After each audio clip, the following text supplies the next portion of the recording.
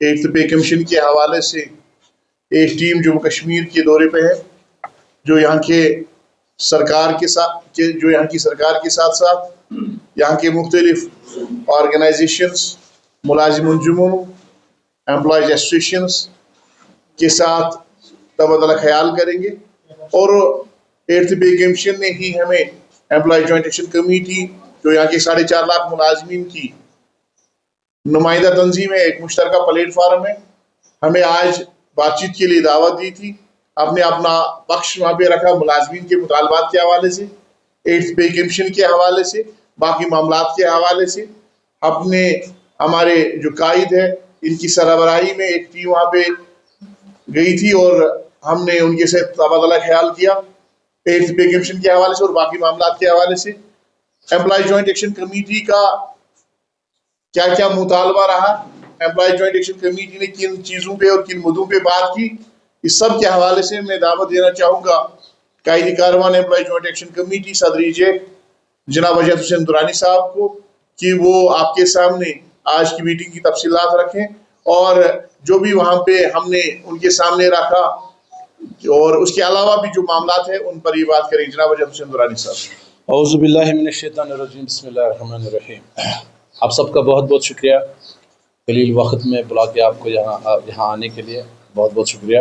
आज जो eighth pay commission जो SKICC में इस वक्त विराजमान हैं, उन्होंने हमें इनविटेशन दी थी, क्योंकि हमने ऑनलाइन अपना मेमोरेंडम दिया था। उसके बाद में हमें मेल के थ्रू आया कि आप मिले हमारे साथ, और हमारी जो डेलीगेशन है उसको रेस्ट्रिक्ट किया गया था 3 मेंबरों पर। तो हम 3 लोग, मेरे साथ हमारे जनरल सेक्रेटरी भी थे और मुश्ताक साहब थे। तो हम आज SKICC में एट्थ पे कमीशन के रूबरू हाजिर हुए, उनसे बात की।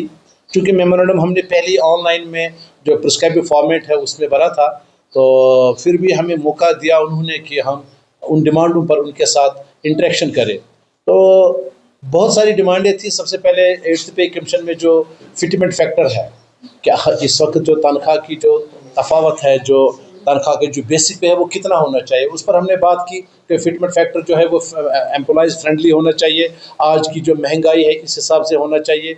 और उसके बाद में जो यहाँ पे मुख्तलिफ डिपार्टमेंटों में, मुख्तलिफ महकमा जात में जो इस वक्त प्रमोशन के एवेन्यूज़ ख़त्म हो गए हैं, जिससे हायरार्की में भी प्रॉब्लम आ गई है।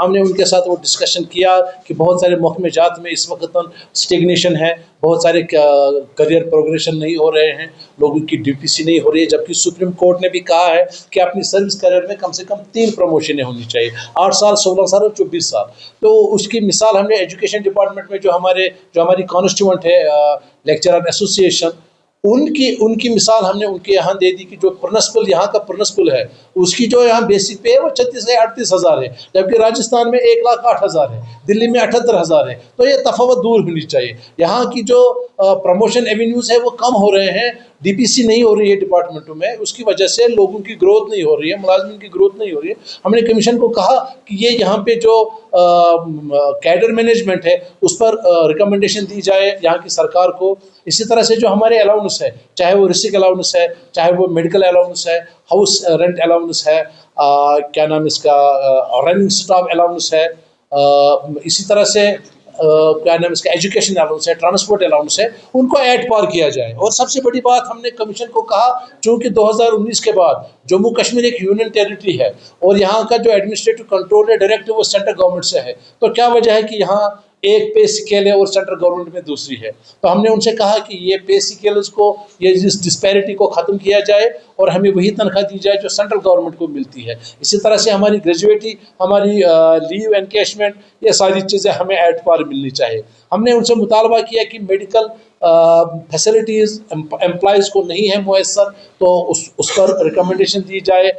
और जो हमारे डेली वेजर्स या टेम्प्रेरी एम्प्लॉयज़ है, हमने कमीशन को कहा, उनकी नोटिस में लाया, ऑल्दो वो उनका जो डोमेन है वो रेस्ट्रिक्टेड है, लेकिन उसके बावजूद हमने उनसे गुजारिश की कि वो गवर्नमेंट को एडवाइस करे कि जो यहाँ का डेली वेजर है, कैजुअल लेबर है, उनकी तनख्वाह जब 7th पे कमीशन आया था उस वक्त बेसिक पे 18,000 रुपये किया गया था। तो हमने कमीशन को कहा कि अगर उस वक्त 18,000 था, वही बेसिक पे आप उसकी फुल सैलरी कर सकते थे जो यहाँ के डेली वेजर्स है, कैजुअल लेबर्स है, लेकिन वैसा भी नहीं किया गया।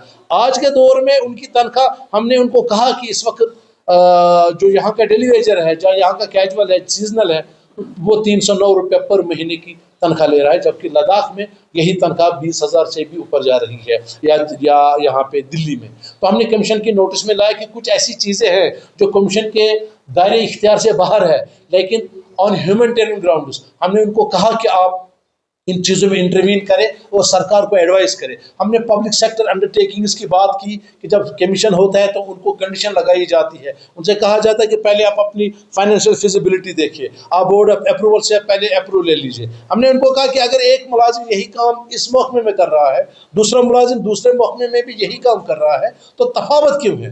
तो ये दूर होनी चाहिए। जब आप 8th पे कमीशन की बात करेंगे, ये हर एक पे यूनिफॉर्मिटी होनी चाहिए, सबको एक साथ में इसको लागू करना चाहिए। हमने कमीशन की नोटिस में लाया जो इस वक्त यहाँ पे एनोमली है, उसके बारे में हमने बात की। और हमने सबसे बड़ी बात यह है कि हमने उनको कहा कि जब 8th पे कमीशन होगा उसमें ये रिकमेंडेशन होनी चाहिए कि जब डीए 50% को क्रॉस करेगा वो ऑटोमेटिकली बेसिक पे में मर्ज होना चाहिए। और टाइमली रिलीज ऑफ डीए, ये नहीं कि 6 महीने के बाद 2% देते हैं, फिर 8 महीने के बाद 4% देते हैं। और यहाँ पर अभी भी ऐसे महकमाजात है जहाँ 7th पे भी अभी लागू नहीं हुआ और हम 8th पे की बात कर रहे हैं। हमने कमीशन को कहा कि आपको जम्मू कश्मीर में जब आप आते हैं तो आपको अपने डोमेन से थोड़ा सा बाहर जाके गवर्नमेंट को एडवाइस करना चाहिए, यहाँ की जो मुलाजमीन की हालत है, जो यहाँ की परेशानी है, उनको नज़र में रखते हुए। तो हमने ये सारे मुद्दे जो इस वक्त यहाँ के गोल्ड, अच्छा सबसे बड़ी चीज़ ओल्ड पेंशन रेस्टोरेशन, हमने उनको कहा कि जो NPS है या UPS है, this can not be the substitute for old pension scheme. Old pension को रेस्टोर करने की ज़रूरत है। और उन्होंने वो चीज़ें सारी नोट की है, क्योंकि कमीशन का काम होता है वो सबका सुनते हैं, वो कोई एश्योरेंस आपको दे नहीं सकते।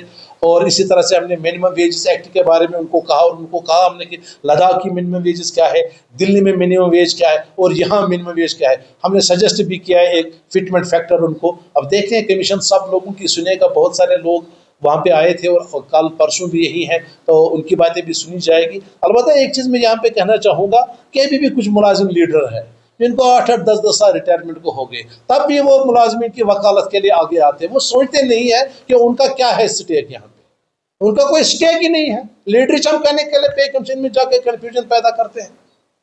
हम तो चाहते हैं कि मुलाजमीन की बात वहां तक पहुंचे, वो कोई भी पहुंचाए, लेकिन रिटायर होने के बाद 10 साल बाद जी मान न मान मैं तेरा मेहमान, ये चीज़ें गलत है। इन चीज़ों में हमें इज्तनाब करना चाहिए।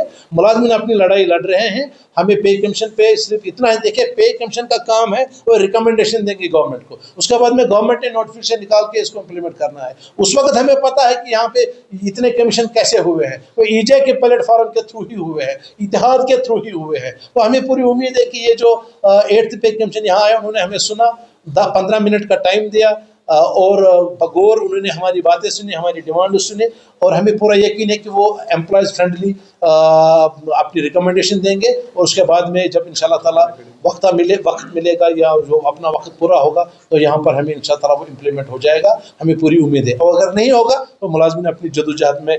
दूसरी बात मैं यहाँ पे आपके माध्यम से ये कहना चाहता हूँ कि जो हमारी ये कल्चरल एकेडमी है, कल्चरल एकेडमी में हमें DPC के इश्यूज़ है, लोगों की DPC नहीं हो रही है, वो सालों साल से एक ही कैडर में स्टिग्नेटेड है, और उसके बावजूद वहाँ से आउटडोर लोगों को लाकर वहाँ एब्जॉर्ब करने की कोशिश की जा रही है। और मुलाजिम जो पिछले 10, 20, 15 सालों से प्रमोशन के लिए तरस रहे हैं, उनके एवेन्यूज़ को ख़त्म करके हम इसके खिलाफ नहीं है कि सरकार किसी को किसी महकमे में एब्जॉर्ब करे, लेकिन जो वहाँ अपने मुलाजिम पहले उनके हुकूक तो पूरे करें, उनके हुकूक पूरे करें, फिर जो मर्जी करे। तो मैं यहाँ से गुजारिश करना चाहूँगा सरकार को कि वो कल्चरल एकेडमी में जो ज़्यादती हो रही है मुलाजमीन के साथ, हैंडीक्राफ्ट्स में जो DPC नहीं हो रही है, मैं डिप्टी CM साहब से भी गुजारिश करूँगा, मैं उन तक भी आप ये बात पहुँचाए क्या एग्रीकल्चर में, इसमें क्या बोलते हैं, हैंडीक्राफ्ट्स में DPC नहीं हो रही है, इसके बावजूद की पोस्ट एक खाली है। इसी तरह से शीप है, एनिमल हस्बेंड्री है, ये सारे महकमाजात हैं। तो JKSRTC है, अभी तक वहाँ पे 7th पे कमीशन नहीं हो रहा है, और हम 8th की बात कर रहे हैं। ये सारे महकमे इस वक्त इन महकमों में जो काम कर रहे हैं मुलाजमीन है, वो ज़बरदस्त परेशानी के उनको सामना है। तो हम चाहते हैं कि सरकार खुश असलूब से ये चीज़ करे, अगर नहीं तो EJ को 1 मिनट भी नहीं लगेगा अपना जदोजहद का ऐलान करने में।